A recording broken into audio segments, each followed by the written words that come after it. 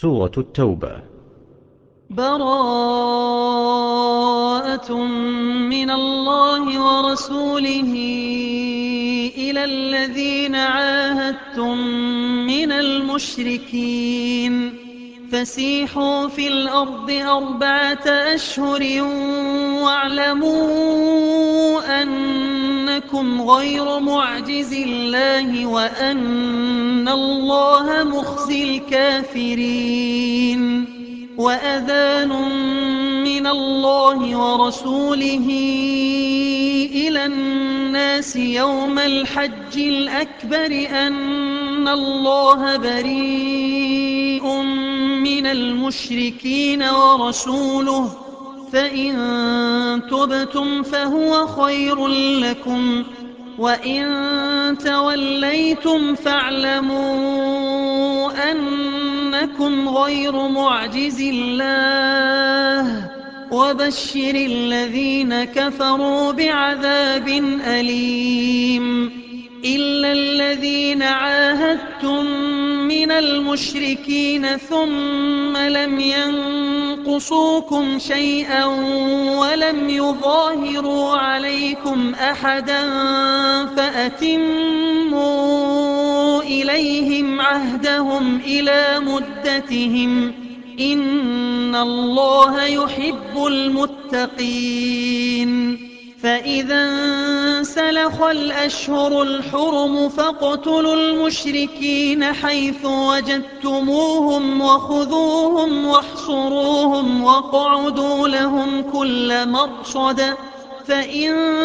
تابوا وأقاموا الصلاة وآتوا الزكاة فخلوا سبيلهم إن الله غفور رحيم. وإن أحد من المشركين استجارك فأجره حتى يسمع كلام الله ثم أبلغه مأمنه ذلك بأنهم قوم لا يعلمون.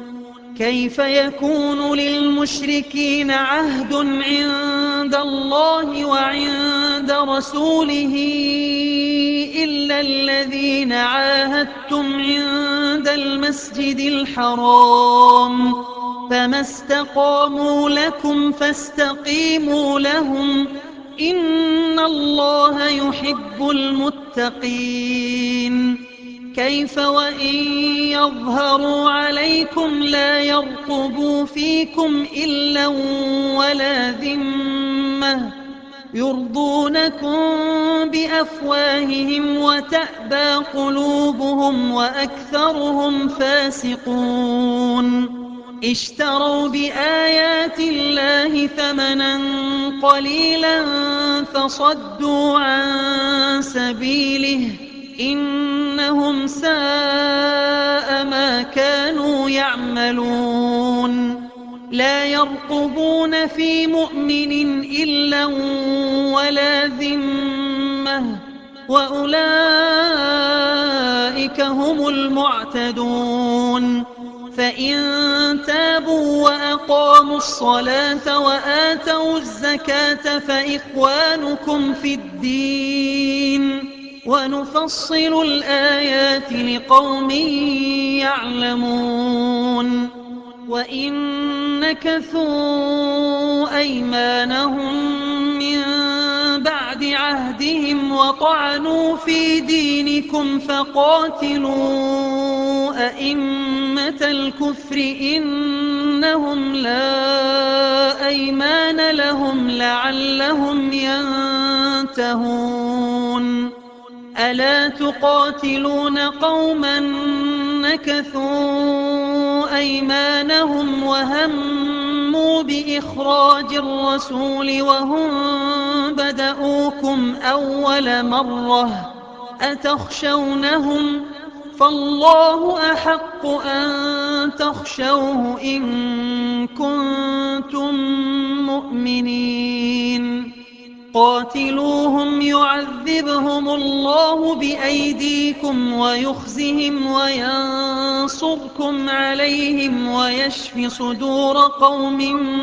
مؤمنين. ويذهب غيظ قلوبهم ويتوب الله على من يشاء والله عليم حكيم. أم حسبتم أن تتركوا ولما يعلم الله الذين جاهدوا منكم ولم يتخذوا من دون الله ولا رسوله ولا المؤمنين وليجة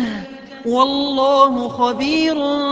بما تعملون. ما كان للمشركين أن يعمروا مساجد الله شاهدين على أنفسهم بالكفر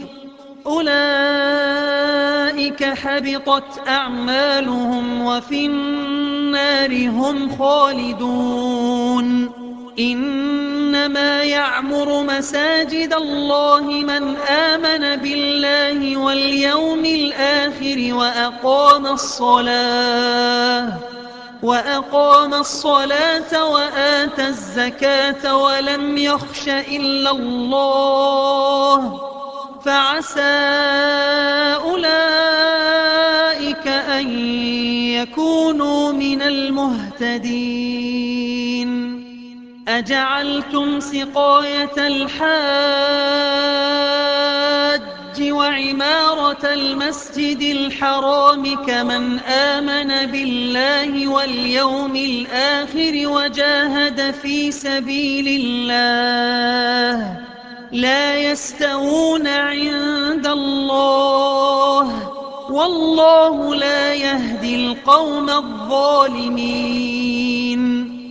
الذين آمنوا وهاجروا وجاهدوا في سبيل الله بأموالهم وأنفسهم أعظم درجة عند الله وأولئك هم الفائزون. يبشرهم ربهم برحمة منه ورضوان وجنات لهم فيها نعيم مقيم خالدين فيها أبدا إن الله عنده أجر عظيم. يا أيها الذين آمنوا لا تتخذوا آباءكم وإخوانكم أولياء إن استحبوا الكفر على الإيمان ومن يتولهم منكم فأولئك هم الظالمون. قل إن كان آباؤكم وأبناؤكم وإخوانكم وأزواجكم وعشيرتكم وأموال اقترفتموها وتجارة تخشون كسادها ومساكن ترضونها أحب إليكم من الله ورسوله وجهاد في سبيله فتربصوا حتى يأتي الله بأمره والله لا يهدي القوم الفاسقين. لقد نصركم الله في مواطن كثيرة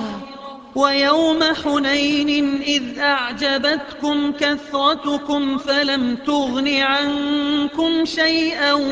وضاقت عليكم الأرض بما رحبت ثم وليتم مدبرين. ثم أنزل الله سكينته على رسوله وعلى المؤمنين وأنزل جنودا لم تروها وعذب الذين كفروا وذلك جزاء الكافرين. ثم يتوب الله من بعد ذلك على من يشاء والله غفور رحيم. يا أيها الذين آمنوا إنما المشركون نجس فلا يقربوا المسجد الحرام بعد عامهم هذا وإن خفتم عيلة فسوف يغنيكم الله من فضله إن شاء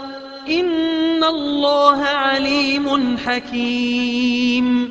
قاتلوا الذين لا يؤمنون بالله ولا باليوم الآخر ولا يحرمون ما حرم الله ورسوله ولا يدينون دين الحق من الذين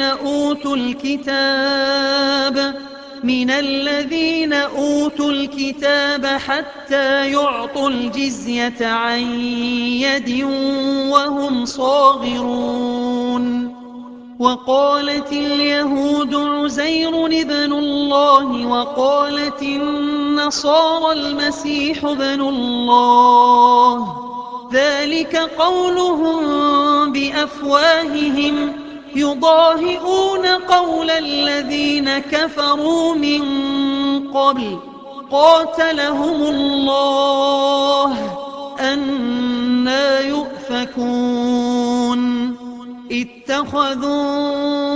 أحبارهم ورهبانهم أربابا من دون الله والمسيح ابن مريم وما أمروا إلا ليعبدوا إلها واحدا لا إله إلا هو سبحانه عما يشركون. يريدون أن يطفئوا نور الله بأفواههم ويأبى الله إلا أن يتم نوره ولو كره الكافرون. هو الذي أرسل رسوله بالهدى ودين الحق ليظهره على الدين كله ولو كره المشركون. يا أيها الذين آمنوا إن كثيرا من الأحبار والرهبان ليأكلون أموال الناس بالباطل ويصدون عن سبيل الله والذين يكنزون الذهب والفضة ولا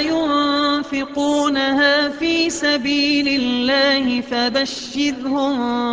بعذاب أليم. يوم يحمى عليها في نار جهنم فتكوى بها جباههم وجنوبهم وظهورهم هذا ما كنزتم لأنفسكم فذوقوا ما كنتم تكنزون. إن عدة الشهور عند الله 12 شهرا في كتاب الله يوم خلق السماوات والأرض منها 4 حرم ذلك الدين القيم فلا تظلموا فيهن أنفسكم وقاتلوا المشركين كافة كما يقاتلونكم كافة واعلموا أن الله مع المتقين. إنما النسيء زيادة في الكفر يضل به الذين كفروا يحلونه عاما ويحرمونه عاما ليواطئوا عدة ما حرم الله فيحلوا ما حرم الله زين لهم سوء أعمالهم والله لا يهدي القوم الكافرين. يا أيها الذين آمنوا ما لكم إذا قيل لكم انفروا في سبيل الله اثاقلتم إلى الأرض أرضيتم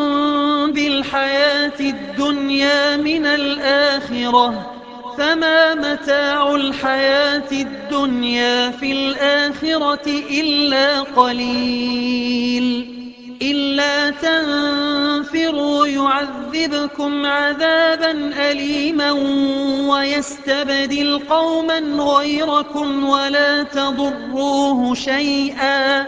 والله على كل شيء قدير. إلا تنصروه فقد نصره الله إذ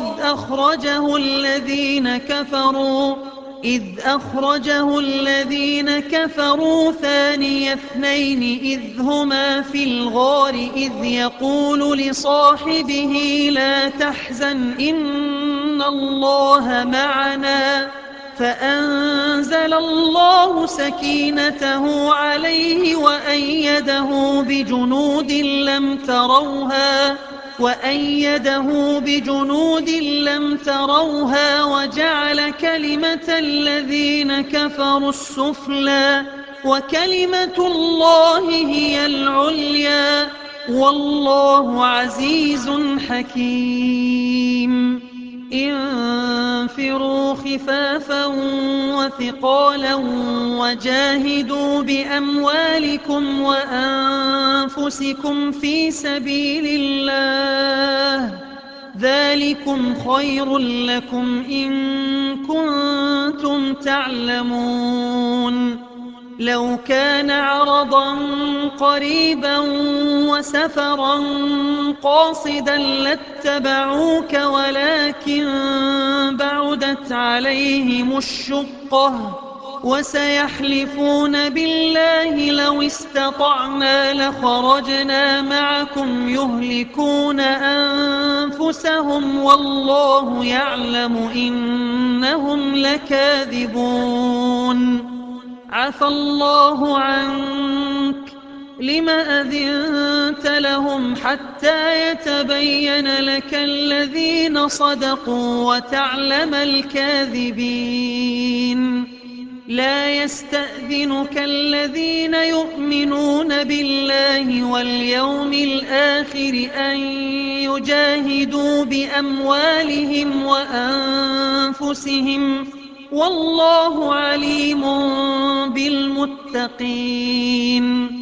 إنما يستأذنك الذين لا يؤمنون بالله واليوم الآخر وارتابت قلوبهم فهم في ريبهم يترددون. ولو أرادوا الخروج لأعدوا له عدة ولكن كره الله بعاثهم فثبطهم وقيل اقعدوا مع القاعدين. لو خرجوا فيكم ما زادوكم إلا خبالا ولأوضعوا خلالكم يبغونكم الفتنة وفيكم سماعون لهم والله عليم بالظالمين. لقد ابتغوا الفتنة من قبل وقلبوا لك الأمور حتى جاء الحق وظهر أمر الله وهم كارهون. ومنهم من يقول ائذن لي ولا تفتني ألا في الفتنة سقطوا وإن جهنم لمحيطة بالكافرين إن تصبك حسنة تسؤهم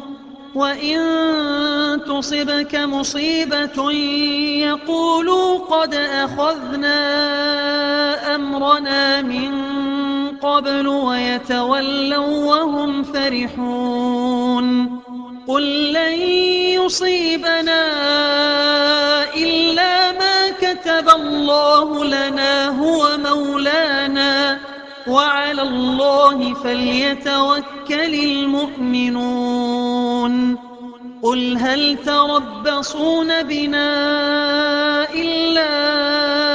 إحدى الحسنيين ونحن نتربص بكم أن يصيبكم الله بعذاب من عنده أو بأيدينا فتربصوا إنا معكم متربصون قل أنفقوا طوعا أو كرها لن يتقبل منكم إنكم كنتم قوما فاسقين وما منعهم أن تقبل منهم نفقاتهم إلا أنهم كفروا بالله وبرسوله ولا يأتون الصلاة إلا وهم كسالى ولا ينفقون إلا وهم كارهون فلا تعجبك أموالهم ولا أولادهم إنما يريد الله ليعذبهم بها في الحياة الدنيا وتزهق أنفسهم وهم كافرون ويحلفون بالله إنهم لمنكم وما هم منكم ولكنهم قوم يفرقون لو يجدون ملجأ أو مغارات أو مدخلا لولوا إليه وهم يجمحون ومنهم من يلمزك في الصدقات فإن أعطوا منها رضوا وإن لم يعطوا منها إذا هم يسخطون ولو أنهم رضوا ما آتاهم الله ورسوله وقالوا حسبنا الله سيؤتينا الله من فضله ورسوله إنا إلى الله راغبون إنما الصدقات للفقراء والمساكين والعاملين عليها والمؤلفة قلوبهم وفي الرقاب والغارمين وفي سبيل الله وابن السبيل فريضة من الله والله عليم حكيم ومنهم الذين يؤذون النبي ويقولون هو أذن قل أذن خير لكم يؤمن بالله ويؤمن للمؤمنين ورحمة للذين آمنوا منكم والذين يؤذون رسول الله لهم عذاب أليم يحلفون بالله لكم ليرضوكم والله ورسوله أحق أن يرضوه إن كانوا مؤمنين ألم يعلموا أنه من يحادد الله ورسوله فأن له نار جهنم خالدا فيها ذلك الخزي العظيم يحذر المنافقون أن تنزل عليهم سورة تنبئهم بما في قلوبهم قل استهزئوا إن الله مخرج ما تحذرون ولئن سألتهم ليقولن إنما كنا نخوض ونلعب قل أبالله وآياته ورسوله كنتم تستهزئون لا تعتذروا قد كفرتم بعد إيمانكم إن نعف عن طائفة منكم نعذب طائفة بأنهم كانوا مجرمين المنافقون والمنافقات بعضهم من بعض يأمرون بالمنكر وينهون عن المعروف ويقبضون أيديهم نسوا الله فنسيهم إن المنافقين هم الفاسقون وعد الله المنافقين والمنافقات والكفار نار جهنم خالدين فيها هي حسبهم ولعنهم الله ولهم عذاب مقيم كالذين من قبلكم كانوا أشد منكم قوة وأكثر أموالا وأولادا فاستمتعوا بخلاقهم فاستمتعتم بخلاقكم كما استمتع الذين من قبلكم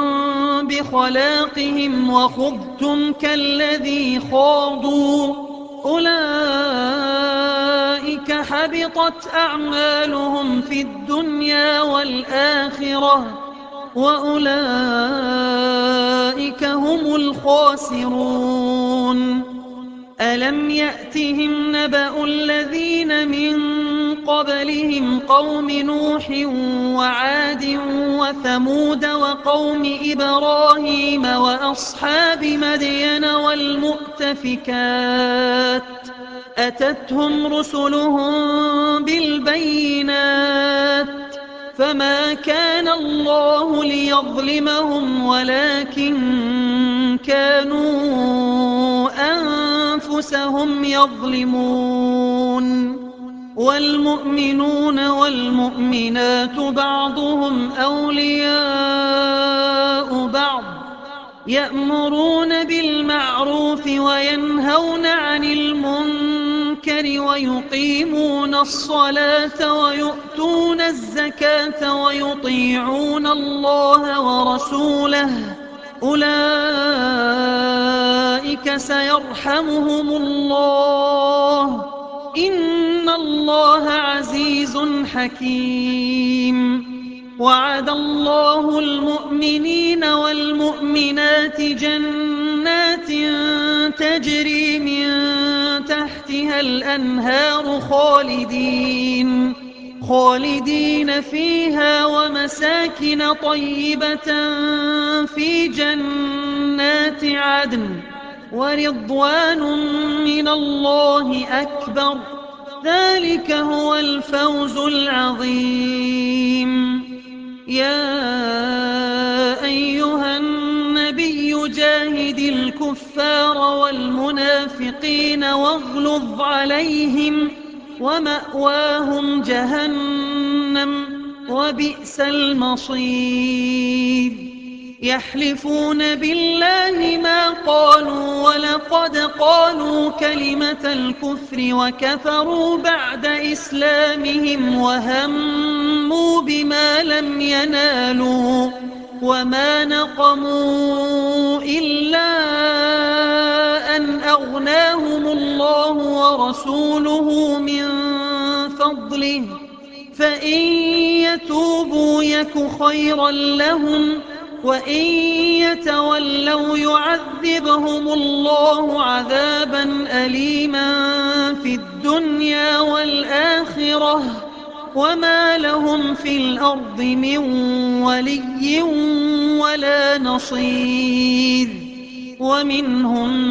من عاهد الله لئن آتانا من فضله لنصدقن ولنكونن من الصالحين. فلما آتاهم من فضله بخلوا به وتولوا وهم معرضون. فأعقبهم نفاقا في قلوبهم إلى يوم يلقونه بما أخلفوا الله ما وعدوه وبما كانوا يكذبون. ألم يعلموا أن الله يعلم سرهم ونجواهم وأن الله علام الغيوب؟ الذين يلمزون المطوعين من المؤمنين في الصدقات والذين لا يجدون إلا جهدهم فيسخرون منهم سخر الله منهم ولهم عذاب أليم. استغفر لهم أو لا تستغفر لهم إن تستغفر لهم 70 مرة فلن يغفر الله لهم ذلك بأنهم كفروا بالله ورسوله والله لا يهدي القوم الفاسقين. فرح المخلفون بمقعدهم خلاف رسول الله وكرهوا أن يجاهدوا بأموالهم وأنفسهم في سبيل الله وقالوا لا تنفروا في الحر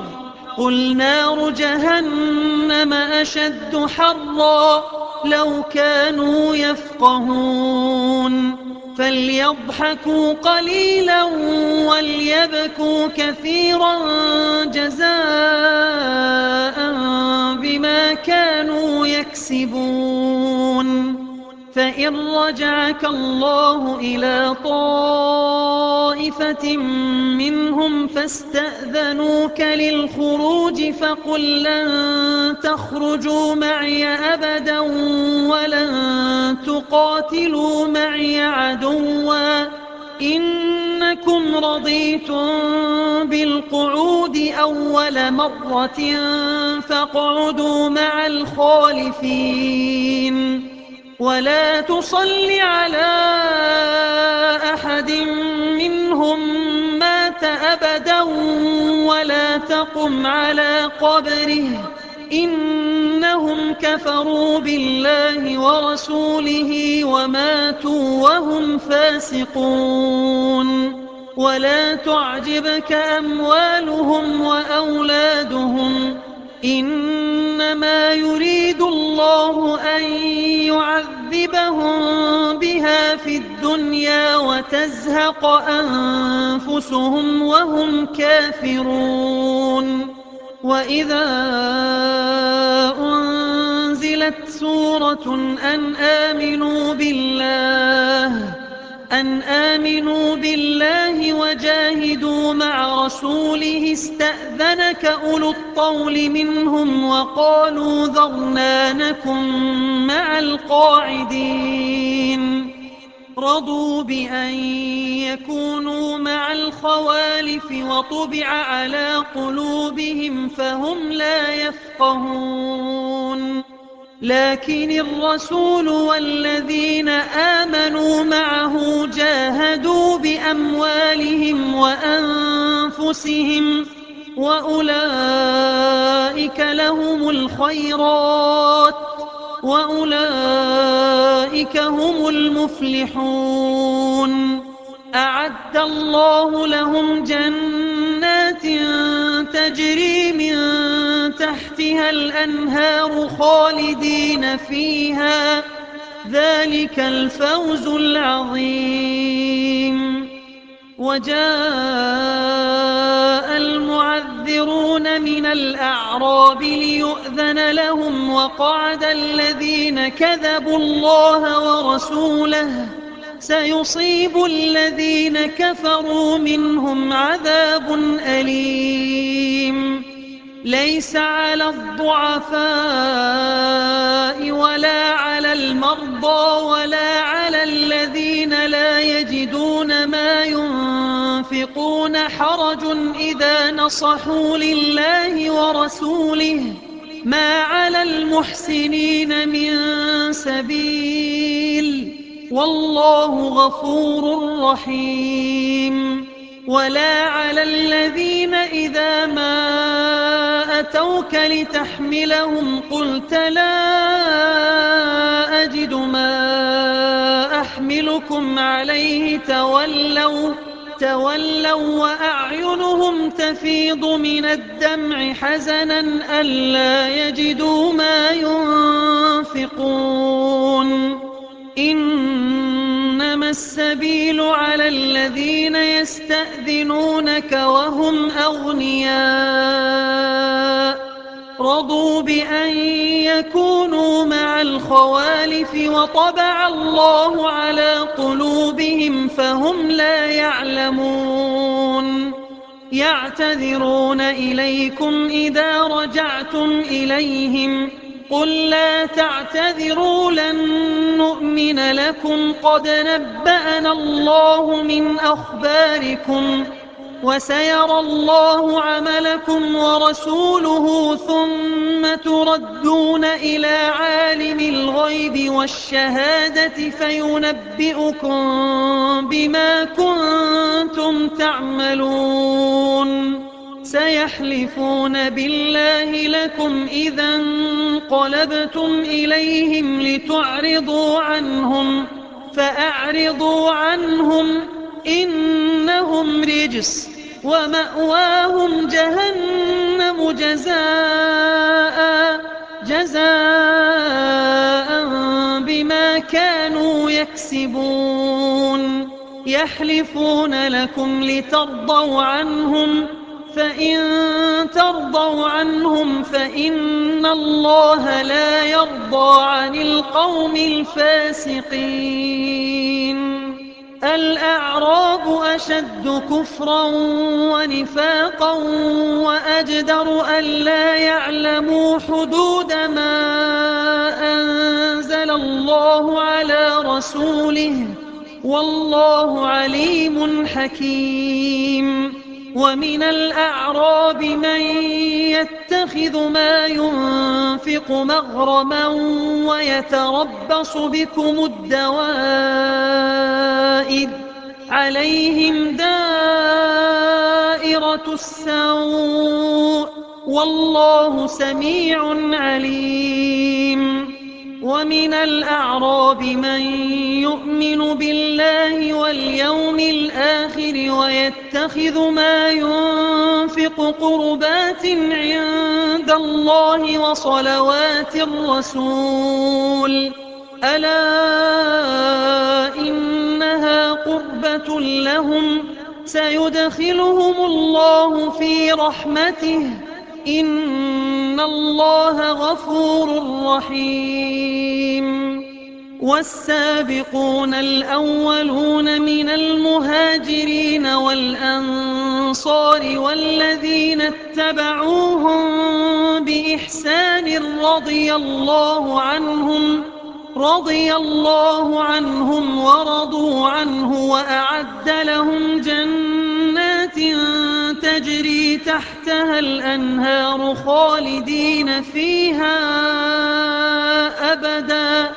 ذلك الفوز العظيم. وممن حولكم من الأعراب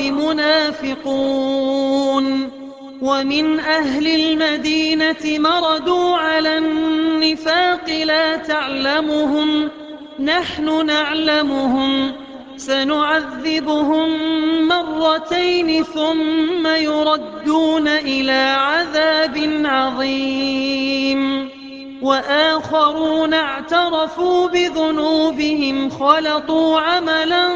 صالحا وآخر سيئا عسى الله أن يتوب عليهم إن الله غفور رحيم خذ من أموالهم صدقة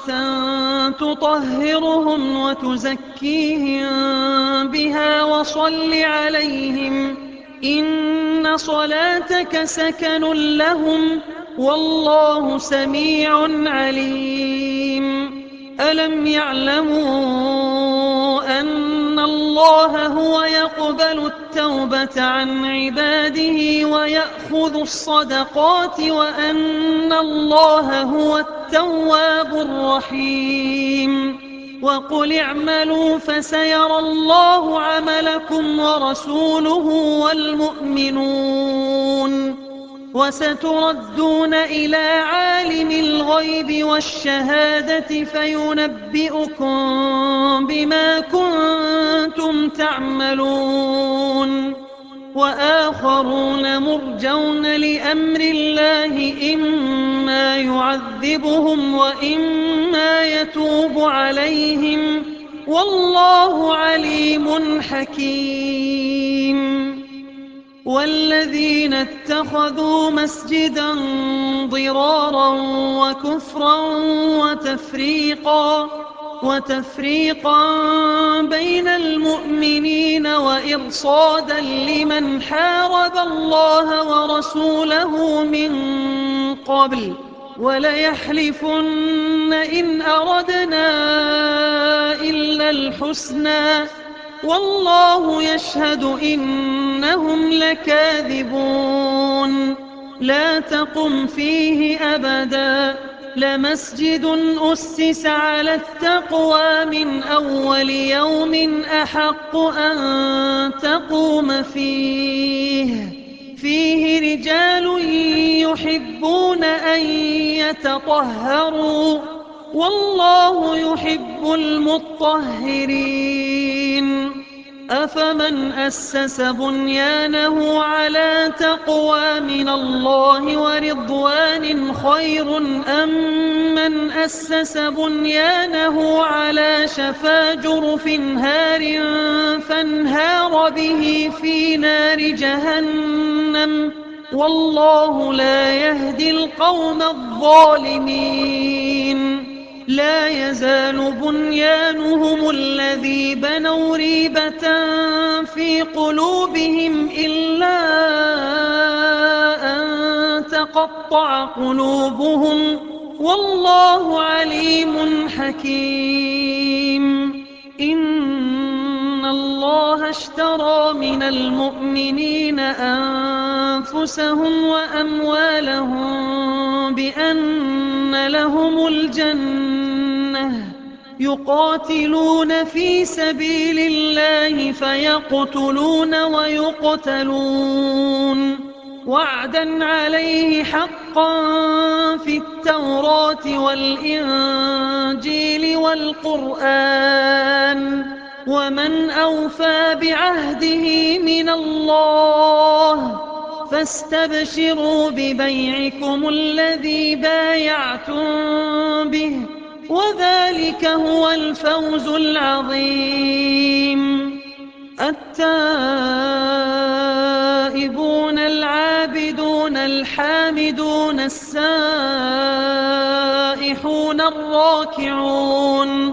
الراكعون الساجدون الآمرون بالمعروف والناهون عن المنكر والحافظون لحدود الله وبشر المؤمنين ما كان للنبي والذين آمنوا أن يستغفروا للمشركين ولو كانوا أولي قربى من بعد ما تبين لهم أنهم إنهم أصحاب الجحيم وما كان استغفار إبراهيم لأبيه إلا عن موعدة وعدها إياه فلما تبين له أنه عدو لله تبرأ منه إن إبراهيم لأواه حليم وما كان الله ليضل قوما بعد إذ هداهم حتى يبين لهم ما يتقون إن الله بكل شيء عليم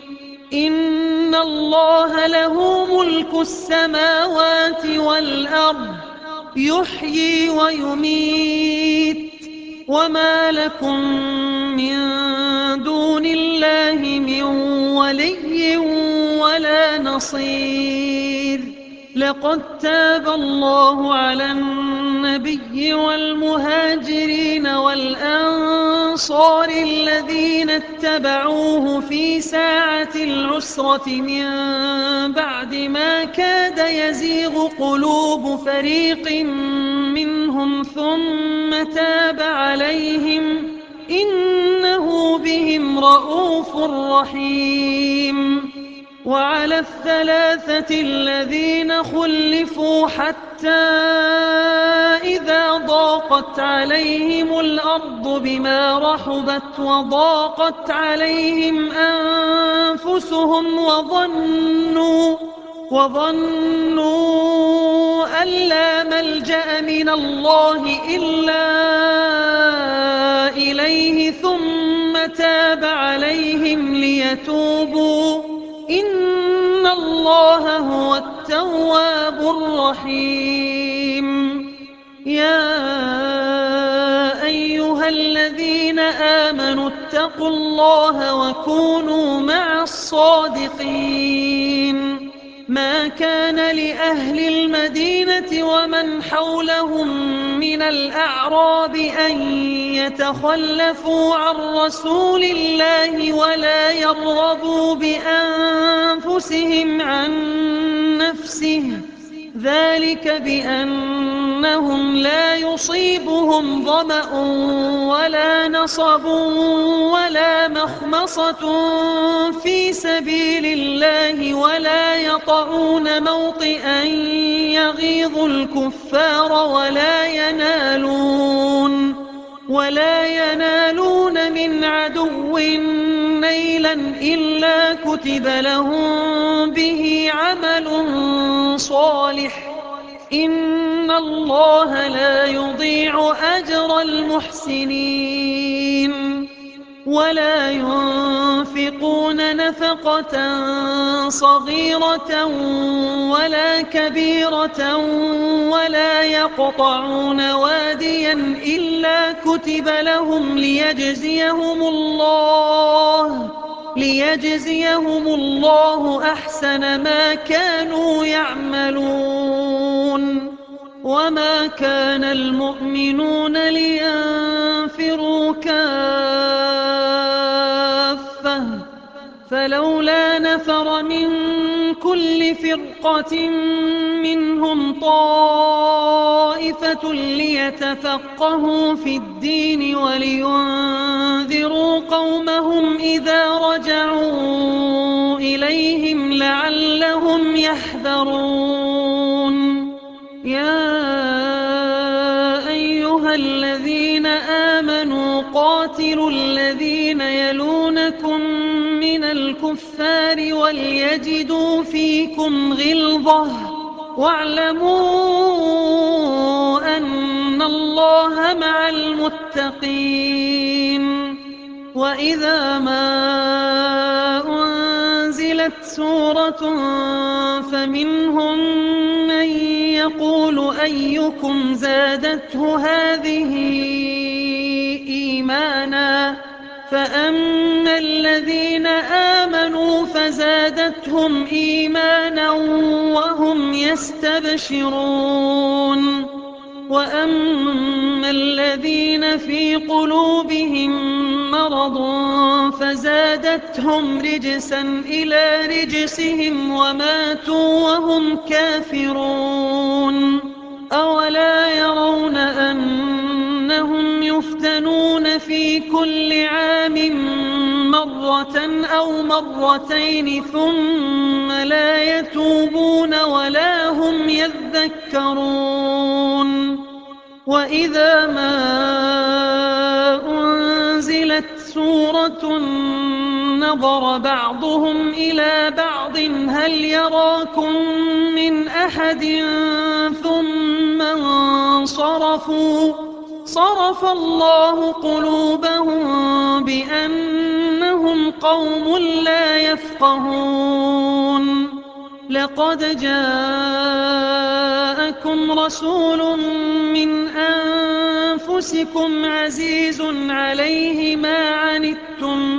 عزيز عليه ما عنتم حريص عليكم بالمؤمنين رؤوف رحيم فإن تولوا فقل حسبي الله لا إله إلا هو عليه توكلت وهو رب العرش العظيم